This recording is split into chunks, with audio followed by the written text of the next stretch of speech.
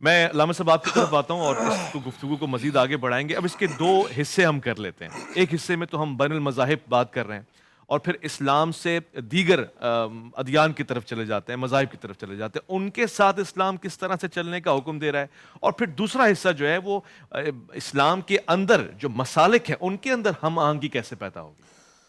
بسم اللہ الرحمن الرحیم.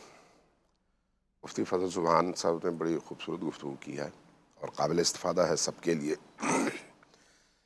دیکھیے, اسلام بنیادی طور پر انسانوں کو اللہ سے جوڑنے کے لیے آیا ہے, اور اللہ کے کلام کے فہم میں انسانوں کے درمیان اختلاف ہے. یہ اختلاف انبیاء کے درمیان میں بھی فہم اور مدارج کے اعتبار سے تھا, غیر انبیاء کے درمیان میں بھی یہ اختلاف ہو سکتا ہے. درجات اور مقامات کے اعتبار سے فہم, ادراک, معرفت جتنی زیادہ ہوگی وہ اتنا ہی زیادہ اللہ کے قریب ہوگا. انسانوں کے تمام طبقات میں بھی یہ اختلافات موجود ہیں. فرقے, مسالک, گروہ اگر جنم لیتے ہیں تو اس اختلاف کی وجہ سے جنم لیتے ہیں. اور اس کے ساتھ چونکہ سابقہ ادیان, حضرت موسیٰ کا دین, حضرت عیسیٰ کا دین, بعد میں اسلام, ظاہر ہے اپنی اپنی جگہ بڑے عظیم ادیان تھے.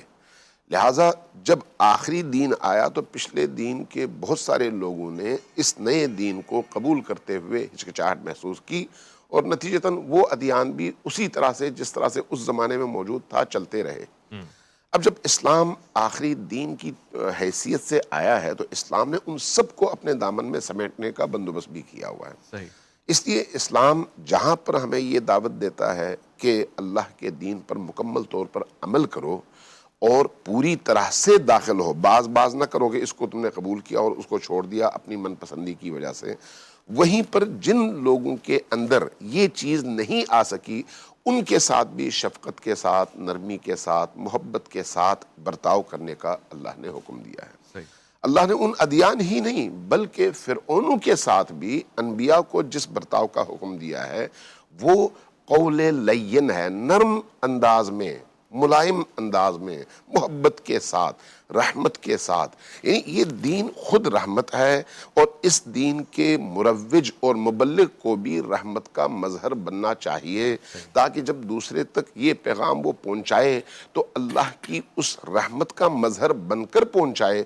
جب آپ کسی کو گالی دے کر کوئی بات کریں گے یا اس سے پیار سے کوئی بات کریں گے, باتیں دونوں ایک ہی ہوں, لیکن اس مقدمے کی وجہ سے اس کے بیہیویئر میں آسمان سے زمین تک فرق آ جاتا ہے. اس کا مطلب یہ ہے کہ خود دین کے اندر بھی اپنے بھائیوں کے ساتھ اور دین سے باہر دیگر ادیان کے ساتھ آپ کو وہ روش اختیار کرنی چاہیے جس کا اللہ نے قرآن کریم میں ہمیں بتایا ہے, اور انبیاء, اولیاء, صلحاء, صدیقین, شہداء ان کی روشوں سے بھی ہمیں وہی درس ملتا ہے.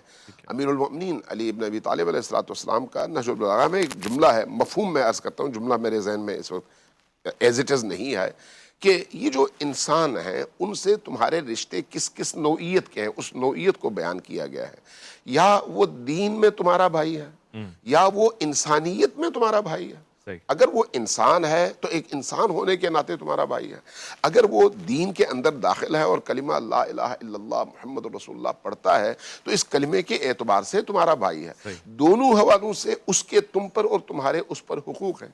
لہٰذا جب ہم اسلام کے دائرے کے اندر بیٹھ کر بات کریں تو ہو سکتا ہے فہم کے اعتبار سے کسی مسئلے کو بیان کرنے یا عمل کرنے کے اعتبار سے مجھ میں, آپ میں, مجھ میں, ان میں کوئی فرق ہو, اور یہ فہم کے اختلاف کا لازمی نتیجہ ہے. صحیح. لیکن کیا اس نتیجے کا مطلب اناد اور دشمنی ہے؟ نہیں, یہ قطعاً نہیں ہے. اگر اناد اور دشمنی نہ ہو تو اسلام کا جو مطمع نظر ہے وہ حاصل ہو جاتا ہے. اور اسی طرح سے جب ہم آپس میں اس طرح کے فہم کے اختلاف کو خوش دلی کے ساتھ قبول کر لیں, ٹھیک ہے آپ نے یہ سمجھا, میں نے یہ سمجھا, تو آگے جھگڑے کا تو سوال ہی پیدا نہیں ہوتا. جب جھگڑا یہاں پر ختم ہوا تو یہی چیز اب آگے ہے, وہ جو ہم قرآن کریم میں پڑھتے ہیں قُلْ تَعَالَوْا إِلَىٰ كَلِمَةٍ سَوَاءٍ بَيْنَنَا وَبَيْنَكُمْ, تو وہ کس کو دعوت ہے؟ انہی اہل کتاب کو جنہوں نے نبی کریم صلی اللہ علیہ وآلہ وسلم کو آخری پیغمبر کے طور پر قبول نہیں کیا. جنہوں نے قبول نہیں کیا ان کو قرآن دعوت دے رہا ہے کہ آؤ ہم اس ایک کلمے پر جس پر ہمارا اور تمہارا اتفاق ہو سکتا ہے اس پر مل بیٹھے, اور وہ اللہ کی ذات ہے.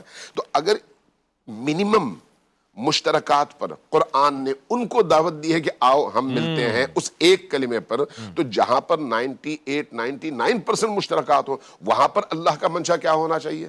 اس کا مطلب یہ ہے کہ اللہ نے جو دین بھیجا ہے وہ تفرقے کے لیے اور لڑنے کے لیے نہیں بھیجا، وہ ملنے کے لیے اور ملانے کے لیے بھیجا ہے۔ اب یہاں پر جو ابھی علماء پر اعتراض ہوتا ہے نا، اس میں بہت سارے اوقات میں تو آپ کے لبرلز اعتراض کرتے ہیں، دین دشمن قوتیں اعتراض کرتی ہیں، چونکہ علماء پر اعتراض کا مطلب یہ ہے کہ دین پر اعتراض کریں۔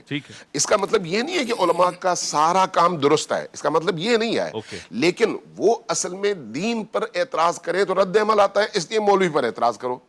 تو یہ چیز مختلف مسالک میں موجود ہے، لیکن دوسری طرف علماء کرام کے اندر بھی بعض کمزوریاں ہیں، ان کمزوریوں کو ہمیں اپنے آپ سے دور کرنے کی ضرورت ہے۔ میں مثال کے طور پر کہتا ہوں کہ ہمارے تقی عثمانی اور رفیع عثمانی دو بہت بڑی شخصیات ہیں پاکستان کے اندر۔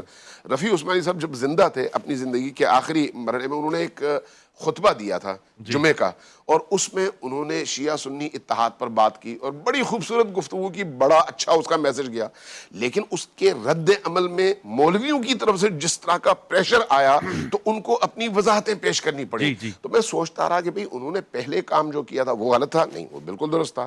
یہ دوسرا کام کیوں کیا؟ اس لیے کہ مولویوں کی طرف سے پریشر آیا کہ آپ نے اس طرح کے وحدت اور اتحاد کی بات کیوں کیا ہے۔ تو اس کا مطلب یہ ہے کہ ہمارے معاشرے کے اندر یہ کسی ایک طبقے کی بات نہیں ہو رہی، میں نے یہ مثال کے طور پر بات کی ہے۔ یہی کیفیت ہو سکتا ہے شیعوں کے اندر ہو، بہت سارے لوگ مجھے گالیاں دیں گے، بھئی آپ فلان کے ساتھ کیوں بیٹھے، فلان کے ساتھ کیوں بیٹھے۔ بعض اوقات ہو سکتا ہے وہ ان کو گالیاں، یہ پریشان ہو جائے میں شیعہ کے ساتھ کیوں بیٹھوں، میں پریشان ہو جاؤں میں فلان کے ساتھ کیوں بیٹھوں۔ یہ لوگوں کے پریشر کی وجہ سے ہوتا ہے۔ وہ جو لوگوں کی طرف سے پریشر ہے اس کو اگر ہم نے خدا کے لیے برداشت کیا تو میں موحد ہوں، ورنہ مشرک ہوں۔ میں الفاظ میں کہوں کہ یار یہ شرک ہے، یہ شرک ہے، یہ شرک ہے، عملاً میں خود شرک کروں، خدا کی قوت کے سامنے لوگوں کی قوت سے ڈروں، کیا مطلب ہے اس کا؟ بھائی اگر میں درست رستے کا انتخاب کر رہا ہوں، پوری دنیا آ کر مجھے گالی دے، مجھے کوئی پریشانی نہیں ہونی چاہیے، اور اگر میں غلط رستے کا انتخاب کر رہا ہوں، پوری دنیا زندہ باد کے نعرے لگائے جائیں جہنم، چونکہ میں اس کے نتیجے میں جہنم جاتا ہوں۔ اس لیے علماء کرام کو بھی اس حوالے سے بڑی احتیاط کی ضرورت ہے، لوگوں کے مذہب کی طرف نہ جائیں، لوگوں کو اللہ کے مذہب کی طرف بلائیں۔ بہت خوب، اور میرے خیال ہے یہی راستہ امام حسین